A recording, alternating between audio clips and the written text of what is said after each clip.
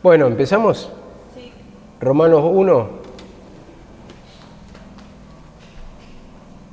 Romanos 1:1. Dice así la palabra del Señor: Pablo, siervo de Jesucristo, llamado a ser apóstol, apartado para el Evangelio de Dios. Bueno, vemos en esta parte, como dice, llamado a ser apóstol, aunque en realidad podríamos dar otra traducción. A mí me gusta más esta que estuve buscando. Elegido por Dios para ser apóstol, dice, y destinado a proclamar la buena noticia, o sea, el Evangelio. Entonces, elegido por Dios, dice, para ser apóstol. En 2 Corintios 1:1 dice algo parecido, y vamos a ir desarrollando esto, que ser apóstol y apóstol, como siempre explicaba mi mamá, era el que establece una nueva forma de doctrina, despide la otra. Esa era la explicación que daba ella, y entonces vemos que en ese sentido le estaba proclamando el Evangelio de Cristo, estaba confirmando y estaba ya despidiendo la ley, como dice, ¿no? Cuando está lo nuevo, hay otra cosa que dice está próxima a desaparecer, dice en el libro de Hebreos. Y cuando está próxima a desaparecer es que ya no va a tener vigencia en ese sentido, entonces ya pasa a ser simplemente una palabra ya vieja, dice, lo viejo está próximo a desaparecer, dice la palabra. Entonces, en ese sentido, la ley ya pasó y ahora estamos en el tiempo del nuevo pacto, el pacto de Jesucristo por la palabra de Cristo, o por la palabra, como leímos la vez pasada, dice en Apocalipsis que estaba en el juicio del gran trono blanco, algo así, o el tribunal de Jesucristo, no recuerdo bien, pero la cosa que dice que la humanidad entera, los muertos, dice, fueron juzgados por lo que estaba escrito en los libros y en el libro. Estaban los libros, fueron abiertos, dice, y otro libro fue abierto. Y los libros hablan del Viejo Testamento. Y ese libro nuevo que fue abierto habla del Evangelio de Cristo. Entonces todos somos juzgados según el Evangelio de Cristo en este tiempo.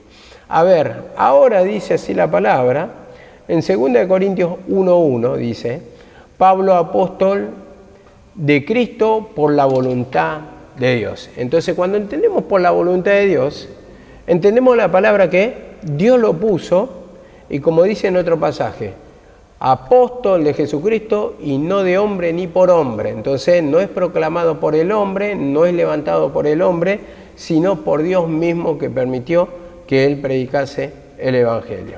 A ver, dice en Hechos 9:15. Hechos 9:15. Dice así la palabra. Hechos 9:15.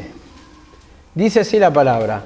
El Señor dijo a Ananías: ve, porque instrumento escogido me es este para llevar mi nombre en presencia de los gentiles y de reyes y de los hijos de Israel. Vemos acá la palabra, está hablando de la conversión de Pablo en este sentido, y vemos el instrumento que lo levantó fue Ananías, que oró por él para que le salga, recobre la vista, dice que se cayeron como escamas, y en este sentido vemos que el momento en que lo escogió a Pablo, y yo reflexionando por la palabra, creo que en un momento nos pasa todo como a Pablo. Es un momento que nos escoge el Señor, nos señala como instrumento de Dios, nos levanta para predicar la palabra del Señor. Dice, para llevar mi nombre en presencia de los gentiles. Entonces, está hablando del Evangelio de Jesucristo.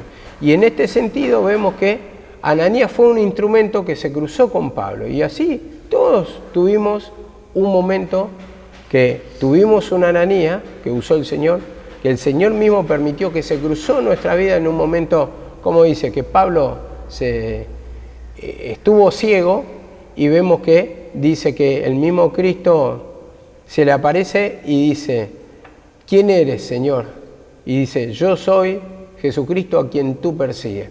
Y en un momento vemos que hay cosas que no entendemos en nuestra vida por qué suceden, y de repente se aparece una Ananías, se aparece el Señor, nos va hablando, va usando un instrumento, y vemos que nos escoge como un instrumento y nos va aclarando en nuestra vida cuál es el plan de Dios para con nosotros y para con la humanidad.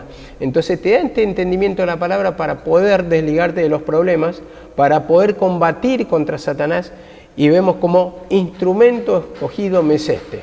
Entonces Pablo fue un instrumento escogido por Dios, y así también en un momento que nos escoge, que nos llama, que trata con nosotros, que pasan cosas en nuestra vida, que se presenta a Dios a través de circunstancias, entonces nos va escogiendo para predicar el Evangelio y llevar la palabra. No es simplemente para tener la salvación, como siempre decimos, no es solamente para hacerte libre, sino para que esa liberación que está en vos, que en un momento la encontraste en el Señor, que encontraste el descanso, también le puede dar la salida a otras personas.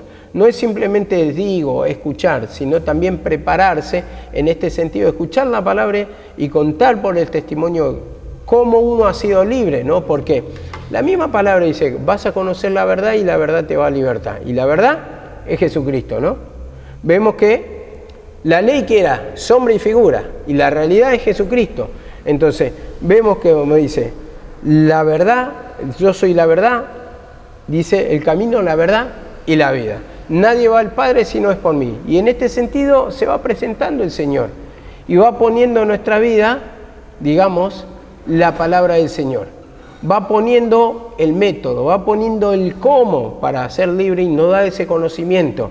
Entonces ahí, cuando se presenta la realidad en nuestra vida del gozo, la paz, por eso digo la verdad, el gozo, la paz, la alegría, porque en el mundo vas a tener aflicciones, después son todas promesas, ilusiones, todas las cosas, pero si no hay una salida, no nos sirve de nada. Entonces la verdad, estoy diciendo, la realidad, entonces en que vos lo vas a sentir.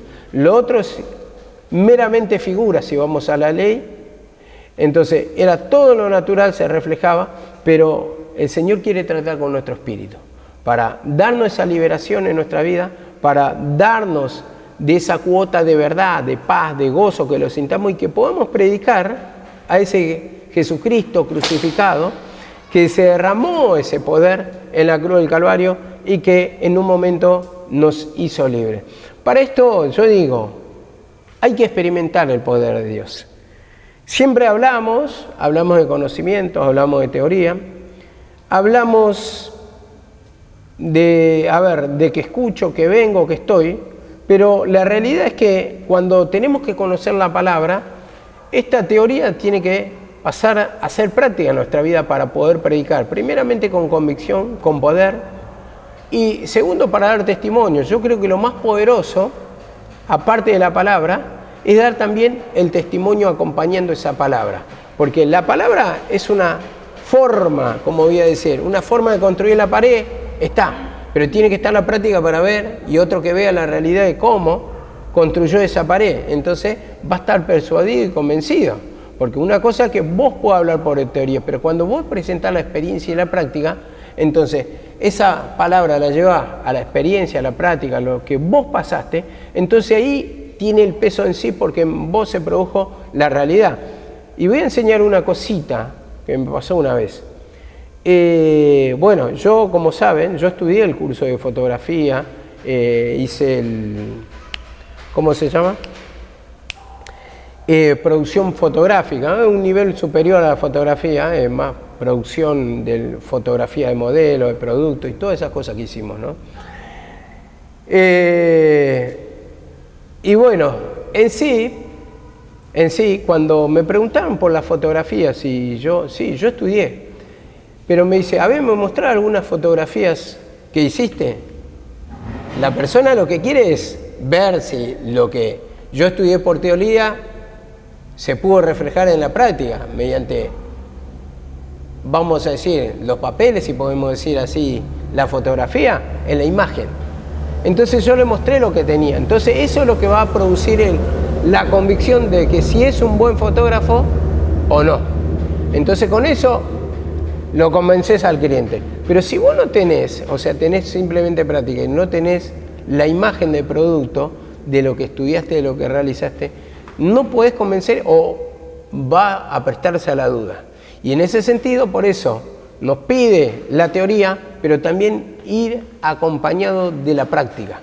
Y en este sentido, así vamos a llegar a poder, digamos, convencer a otro. Porque si no, no tiene peso en sí nuestra palabra cuando no se va cumpliendo en nuestra vida. A ver, en algunas cosas tal vez tenemos peso. En algunas pequeñas cosas se han producido las prácticas.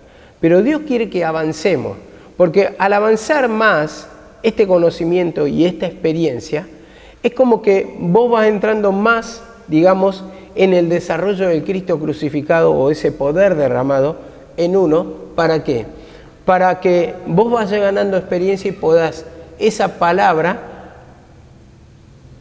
a través de la experiencia que tenés, implementarla. Entonces cuando se complementan, entonces vos estás dando un sentido a la palabra que es el correcto. Por ejemplo, yo digo siempre, ¿no? La palabra es una, y aunque puede ser muy verdad lo que predicamos, porque predicamos todo, decimos, es gozo, es paz, vas a sentirte bien. Pero la realidad es que, a ver, ¿cómo lo puedo explicar? Hay cosas que, aunque estén bien en el sentido, si nosotros no pasamos la experiencia, nosotros mismos no podemos comprender eso. O sea, a mí me pueden contar, por ejemplo, de Estados Unidos, y Estados Unidos sé que es un país que está al norte de América, que existe, que hay fotografía, pero yo nunca tuve la experiencia de ir allá. O sea, te puedo hablar por las imágenes, los videos, las fotografías, y nada más, lo que he leído. Pero yo nunca estuve allá. Y la realidad es que cuando uno está en el lugar, ahí percibe realmente cómo es. Realmente ve la realidad, vamos a decirlo. No es lo mismo decir, yo quiero ir a Mar del Plata, sé que está la costa, está el mar, al verlo. Es otra cosa, una realidad totalmente diferente. Por eso nos pide de tener experiencia el Señor, como la que pasó a Pablo. Entonces, vas a ser un instrumento escogido, y no solamente un instrumento escogido, sino que vas a llevar la palabra y vas a llevar con peso. En este sentido, ¿no? Y como dice, instrumento escogido me es este para llevar mi nombre. A ver, había un propósito del Señor, y el Señor también, como conoce más allá el corazón de Pablo, de todos los hombres que podía elegir para que se le revele, de revelar su Hijo en mí, como dice la palabra, lo escogió a Pablo. Había otro instrumento. Ya había levantado a Bernabé, ya había levantado a Pedro, a Santiago, a Juan, a tantos otros apóstoles también, los de la ley o los que estuvieron con Cristo, como le dicen apóstoles de la ley, pero estuvieron con Cristo y estaban predicando al mismo Cristo. Pero vemos cómo 2 años después de la muerte de Jesucristo, porque Pablo se convierte en el año 35. En el 33 muere el Señor. Recordemos que a partir del nacimiento de Cristo comienza el año 0. El Señor muere en el 33, en el 35 se convierte Pablo y muere hacia alrededor del año 50 y no, ya estoy mintiendo. Muere a los 55, 57 años Pablo, alrededor del año, cerca del año 65, según tengo entendido.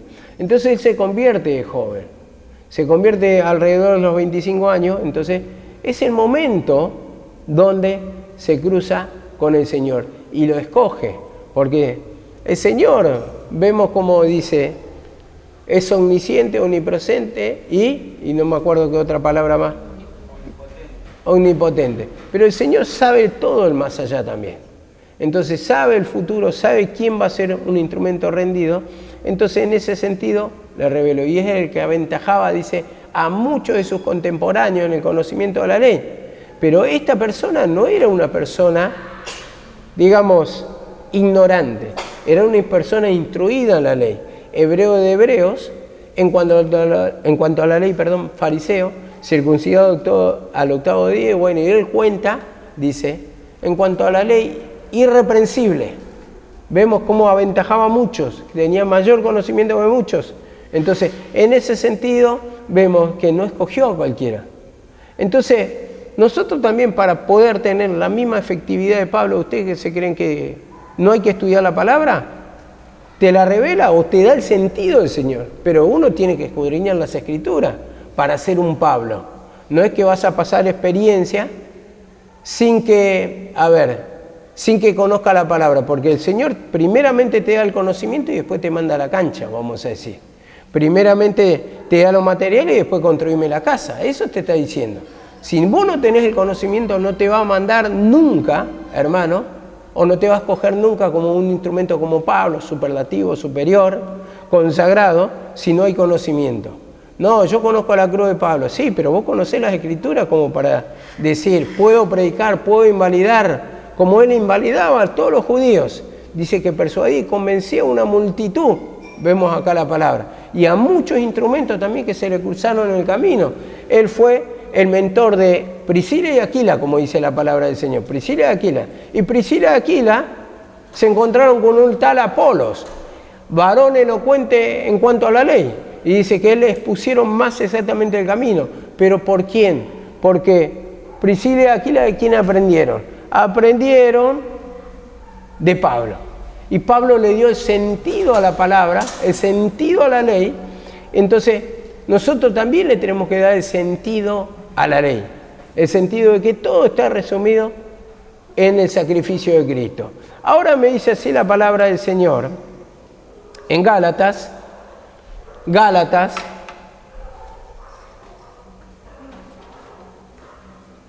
Muchas veces pensamos que la revelación es mágica y que vos te vas a sentar así, pero la palabra dice que es como un martillo y va golpeando hasta romper. Y si vos simplemente estás esperando una revelación o escuchaste un versículo una vez, pero no te podés investigar hasta que me revele el Señor, me abra, el Señor no puede hacer la obra ahí, porque tiene que martillar por la palabra y vos la tenés que buscar, la tenés que meditar, tenés que buscar el conocimiento. Y el Señor ahí te va a revelar, porque de mucho escuchar esa palabra, después de años tal vez te da el conocimiento, el entendimiento. Y hay cosas que nos revela en el momento, son cosas tal vez básicas, pero no la profundidad, son cosas básicas. ¿Para qué? Para que uno tenga esa liberación momentánea, para que uno tenga un conocimiento, para que uno también pueda predicar, para que uno pueda experimentar, para que uno pueda sentirse bien y poder buscar más y más. Esto es como, vamos a decir, un pote de helado, hermano. Entonces el Señor te deja probar un poquito, pero cuando probaste un poquito querés comer más y así, y otro poquito, y otro piquito, y otro poquito, a lo que nos gusta el helado, y la verdad te comería 1 kilo, ¿viste? Y te queda, ¿viste? Con un poquito de sed acá, y decís, me falta algo, y tomás un poquito de agua, pero la realidad es que querés comer más helado, y querés seguir comiendo helado. Bueno, así es la palabra, también de la misma forma, hermano. De la misma forma uno tiene que buscar, tiene que escudriñar, tiene que leer, leyendo lo cual podéis entender cuál es mi conocimiento en Cristo. Y en este sentido me dice en Gálatas 1:15, pero cuando agradó a Dios, dice, que me apartó del vientre de mi madre y me llamó por su gracia, dice, por su gracia, por regalo, un regalo que nos da, dice, nos llamó, hubo un llamamiento, hubo una elección, nos escogió por su gracia, de regalo, o sea, es un regalo, una bendición que el Señor nos señale, nos escoja como instrumento, porque cuando ya nos da salvación, nosotros predicamos de eso, de nuestra salvación, de nuestro cambio, de lo que hemos experimentado, ese poquito de descanso, ¿no? Y dice, de revelar, dice, me llamó por su gracia, revelar, dice, a su Hijo en mí, y revelar a su Hijo en mí, para que yo lo predicase, o le predicase, entre los gentiles. Entonces, de revelar a su Hijo en mí, entonces nos da un conocimiento, se revela esa esencia, se da o se manifiesta en nuestro interior el gozo, la paz, la alegría. Eso que le damos nombre nosotros, que es el nombre de Dios, o el nombre de Jesús, o la nueva criatura. Esa es la nueva naturaleza, dice, para que yo le predicase entre los gentiles. Entonces, a su Hijo en mí está manifestando, está implicando, me dio el conocimiento, me reveló a su Hijo en mí. Siento el poder derramado en la cruz, porque eso es la revelación del Hijo de Dios. Y el Hijo de Dios vino en la manifestación, como dice, en los últimos tiempos se manifestó. Entonces se dio a conocer la manifestación del sacrificio del que Cristo fue crucificado. Fue crucificado, entonces ese es el Cristo que tengo que predicar, dice, de revelar a su Hijo. Me dio un entendimiento que todo lo que estaba escrito en la ley estaba hablando del sacrificio de Cristo. Esto da a entender Pablo acá, para que yo lo predicase entre los gentiles. Entonces, esta liberación se la lleva a los gentiles Pablo, se la lleva a los gentiles y dice, no consulté enseguida con carne ni sangre. Vemos, la revelación es pura de Dios. Entonces, hubo una instrucción, le presentaron al Cristo, se le revela el Cristo, pero como dice acá la palabra, él ya no podía consultar, dice, lo de la ley nada nuevo me comunicaron. Entonces no puede consultar primeramente a los judíos, fariseos, ni hablemos, pero vemos con los otros instrumentos, vemos que no tenían la revelación de Pablo. Pedro dice, como el amado Pablo en todos sus escritos habla entre las cosas, dice, entre las cuales hay muchas cosas difíciles de entender, las cuales los indoctos y perezosos tuercen. Y vemos cómo él, otra vez, esa revelación, esa cruz, cómo aplicó, hermano, toda la figura lo llevó al sacrificio. Y en ese sentido le dio un sentido exacto a la palabra. ¿Para qué? Para que puedan ser libres. Confirmar que el Cristo, el Salvador del mundo, ya vino a entregar su vida. ¿Para qué? Para que nosotros seamos libres. Para que tengamos paz, como dice la palabra.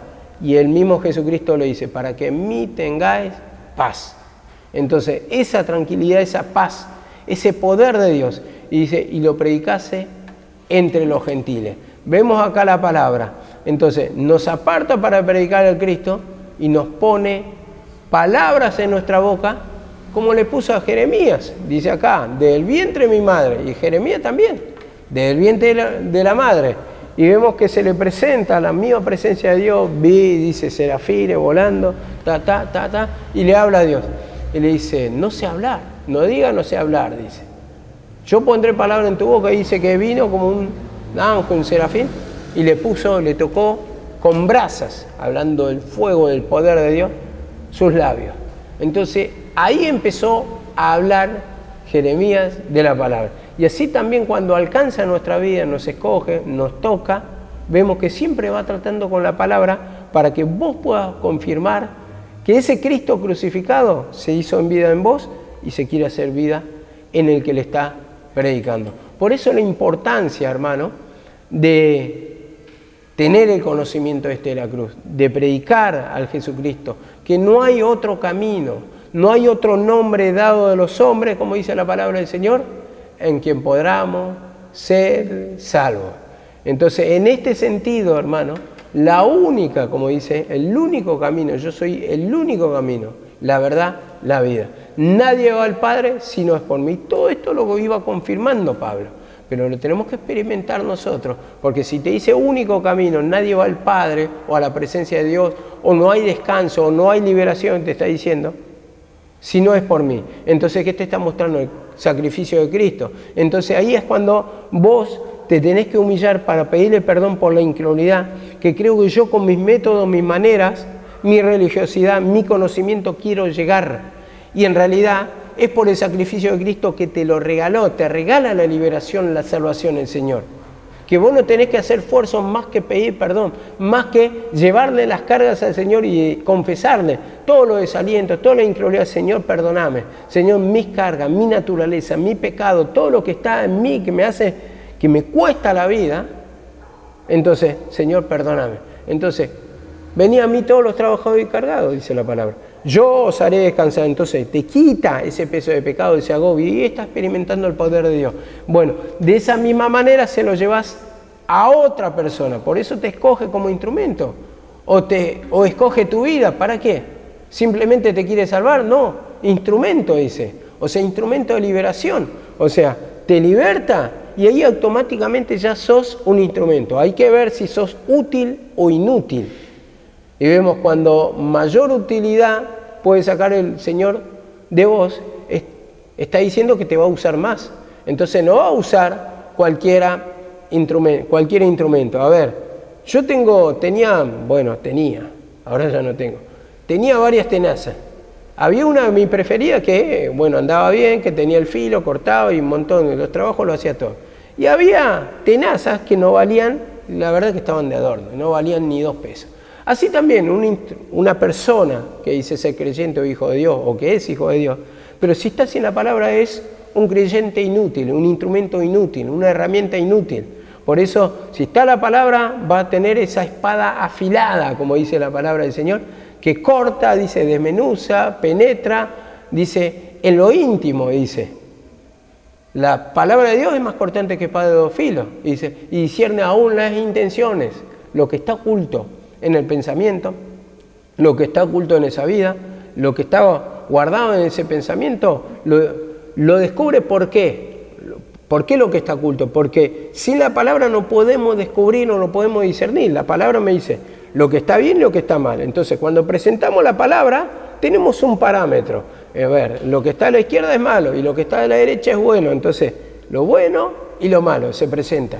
Y ahí vos podés discernir las cosas que estás haciendo mal, apartar de la voluntad del Señor. Y cuando estamos apartados de la voluntad del Señor, como dice la palabra, en el mundo vas a tener aflicciones. Pero dice, confía en mí. Entonces, cuando confiamos decimos, tenemos fe. Para tener fe también le pido perdón de mi incredulidad. Aumentanos la fe, dijeron los discípulos. Formame la fe, y se forman por la palabra, te da convicción. Entonces ahí aplica la palabra. Aplicar la palabra también, entonces te entregás, viendo vos tu naturaleza caída, tu naturaleza pecadora, tu naturaleza de incredulidad, porque la palabra confirma todo lo que nosotros tenemos que ser, la imagen de Jesucristo. Y confirma la otra naturaleza vieja, como le dijo a los fariseos, vosotros sois hijo del diablo, o vuestro padre es el diablo. Y en sí está mostrando 2 naturalezas ahí. Y nosotros descubrimos por la palabra que tenemos todo esto. Entonces, por eso mismo digo, tener fe en la palabra es pedir perdón a la incredulidad. ¿Por qué lo digo? ¿Por qué lo digo esto? Porque tener fe en la palabra significa creer que todo lo que me está mostrando acá, mi naturaleza vieja, es verdad que la tengo, que se manifiesta. Entonces ahí estoy creyendo a la palabra y eso me lleva a una convicción, a pedir perdón. Entonces ahí soy libre y te va aumentando la fe. Y cuando se aumenta la fe, ¿sabes cuánto? Cuando vas pasando mayor experiencia. Porque vos podés tener, por ejemplo, ¿no?, un golpe de suerte, vamos a decirlo así. Una experiencia, un golpe de suerte, pero fue una experiencia simplemente. Pero cuando tenés reiteradas veces ese golpe de suerte de parte de Dios, vas a confirmar que Dios lo hizo. Porque, a ver, si es una sola vez te lleva a la duda. Y tal vez pasó porque a mí me dijeron una vez que el milagro me lo produjo Dios, que me dio el trabajo, que prosperé, y yo estaba convencido, pero pasaste una sola experiencia. Y la realidad es que no fue así, cuando ya después te toman la incredulidad. La realidad es que yo, como sé, como tengo capacidad, como puse el lomo, me la gané por mí mismo. Entonces, por pasar una experiencia no vas confirmando mucho. Entonces, cuando vos vas pasando reiteradas veces y Dios te va añadiendo esa bendición en lo natural, y vos vas clamando, vas pidiendo, vas confesando, sabes que es por el clamor de tu oración y que Dios lo hizo.